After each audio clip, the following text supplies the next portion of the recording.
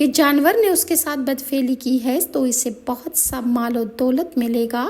خاص طور پر اگر کوئی گدھے کو بدفعلی کرتا دیکھے تو یہ مال و دولت ملنے کی علامت ہے۔ خلیفہ عبد الملک بن مروان نے خواب میں دیکھا کہ گدھے نے اس سے بدفعلی کی اور اسے بڑی تکلیف ہوئی ہے، چنانچہ بعد ازاں وہ تخت خلافت پر بیٹھا اور اس نے ملک کی باغ دوڑ کو سنبھال لیا اور تمام ملکی معاملات کو اس نے بخوبی حل کر لیا۔ خواب میں دیکھے گئے کہ مباشرت سے پہلے کے افعال جیسے کسی عورت کو چھو رہا ہے، اسے بوسہ دے رہا ہے،